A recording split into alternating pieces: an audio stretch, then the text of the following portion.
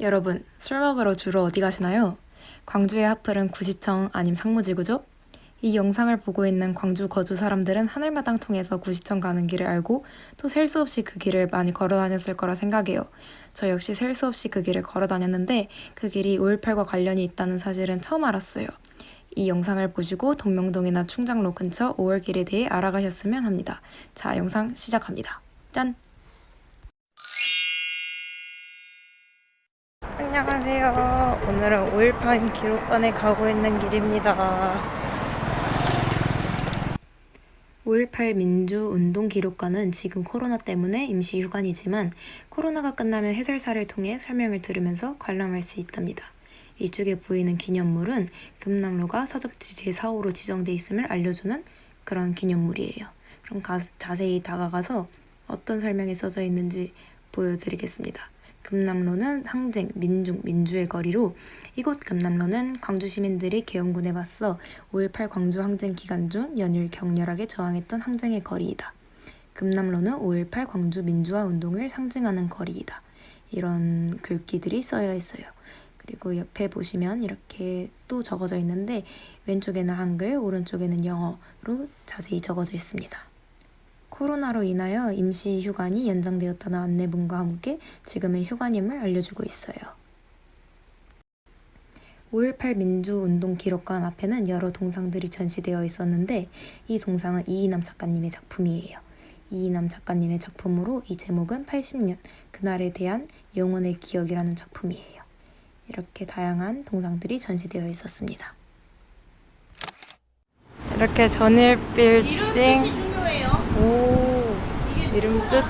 245라서 전일 빌딩 245가 아닙니다, 여러분. 전일 빌딩 의미를 알아보러 가시죠. 청와장 발견된 게 헬기 청와장 발견된 게 245개라서 이름을 이렇게 지었는데 보수공사 하다가 지금 100 몇 개가 더 추가로 몇십 개가 더 추가 발견돼가지고 300개가 넘어요 지금. 3, 4호로 바꿔야겠네요.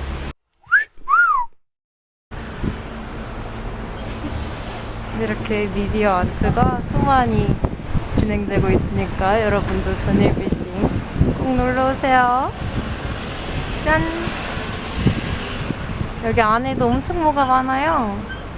아직 개관을 안 해서 그러는데 꼭 구경 오세요. 여러분, 전일 빌딩 주변을 돌아다니시면서 저 주황색 동그라미가 뭘까 의문점이 드신 분 계실 거라고 생각해요. 저 주황색 동그라미는 총알 자국에 대한 넘버링 작업이에요.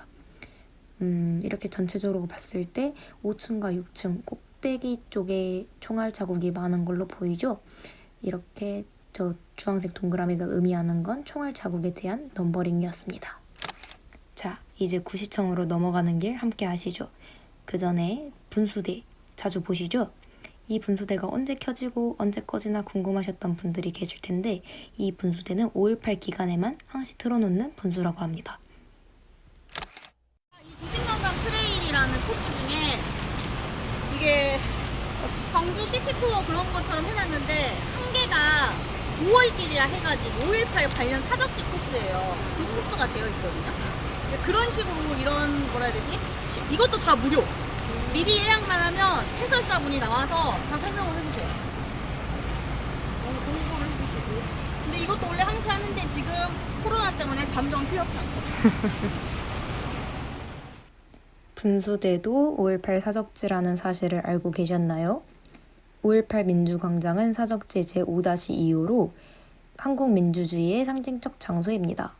5.18 광주 민주화 운동 당시 광주 시민들이 여기 분수대를 연단으로 하여 각종 집회를 열어 항쟁 의지를 불태웠다고 합니다. 여러분, 여기 많이 지나다니시죠? 여기에 있는 이 사적지 제5-2호 설명문도 꼭 읽고 지나가셨으면 합니다. 자, 이번에는 5.18 최후 항쟁지 옛 전남도청에 대한 설명을 드리려고 해요. 자, 제가 줌을 당길 거예요. 줌을 당기면 오른쪽에 있는 건물은 5.18 최후 항쟁지 옛 전남도청 건물이고 왼쪽은 국립아시아문화전당의 간판이 아닙니다. 저것은 오른쪽 건물 옛 전남도청을 복원하고자 하는 의미에서 철골이라도 남겨둔 것인데 어쩌다 보니 아시아문화전당의 간판 역할을 하고 있네요. 저 역시 저기를 지나다닐 때 그저 아시아문화전당 그 조형물인 줄 알았죠. 하지만 저게 옛 전남도청의 복원 그 의미를 하고 있답니다. 제가 가리키고 있는 저 가운데 건물은 본관인데 리모델링을 하면서 총탄 자국이 많이 없어졌다고 합니다. 80년대 당시에도 건축법이 특이하다고 굉장히 칭찬을 많이 받은 건물이래요. 저는 저 건물 사이사이를 일반인은 못 들어가는 줄 알았어요. 하지만 들어갈 수 있었고 또 다양한 설명이 표지판에 적어져 있더라고요. 자, 여러분은 제 영상을 통해 감상하시죠. 여기에서는 이제 기본적으로 여기가 본관이라서 뭐 행사가 아니라 그 일반 업무를 보고 있던 사람들이 여기를 먼저 점거를 했고 그 다음에 저기가 민원실이었거든요. 제 3관이 저기서 부상자들 치료하고 그 다음에 여기가 그리고 구내식당이 있었어요. 이게 행정관, 복지관, 민원실 그런 게 하나로 돼 있잖아요. 2층인가가 식당인가 그랬는데 그 당시 고생하던 시민분들한테 밥 나눠주고 네, 그런 용도거든요. 저기 다 설명이 다 돼 있거든요, 여러분.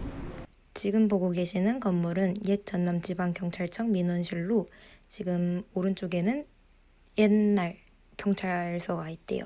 그래서 도청 앞에 경찰서가 위치해 있었고 사람들을 굉장히 많이 도와줬다고 합니다. 5월에만 개방을 한다고 해요. 이곳은 상무관으로 시신을 놓고 신원 확인을 했던 곳입니다. 관을 안고 울고 계시는 사진들은 대부분 여기 안에서 찍힌 거래요. 그때 당시는 DNA가 발달해 있지 않아 생발자도 아직 있고 연고가 없는 시신들의 묘지도 아직 많다고 합니다. 지금은 DNA로 많이 찾긴 했지만 그때 당시 너무 많이 맞아서 얼굴이 지지겨져 신원 확인이 안 된 분들이 많다고 해요. 이렇게 상무관의 과거를 알고 나니 이 길을 마냥 웃으면서 걸어 다닐 순 없더라고요. 이곳은 사적지 제6호로 광주 YWCA의 예터입니다. YWCA 건물이 있던 자리로 항쟁 기간인 5월 24일부터 그 건물 안에 있던 신용협동조합 관계자들과 들불야학 청년들은 민주시민화보를 제작해서 광주 항쟁 소식을 전국에 전했으며 5월 27일 새벽 전남도청을 공략하던 계엄군의 주요 공공목표가 되었고 최후의 항전에서도 많은 시민군이 희생된 장소입니다. 이곳은 광주 MBC 예터입니다. 광주에 폭도가 내려왔다, 북한군이 내려왔다 이런 방송에 대해 지역 방송국인 MBC에서조차도 도청에서 일어난 일을 방송하지 않았고 서울의 방송도 그렇게 나가니 시민들이 이 사태를 왜 방송하지 않냐고 따지러 갔습니다. 그랬더니 방송국에서는 문을 걸어 잠갔습니다.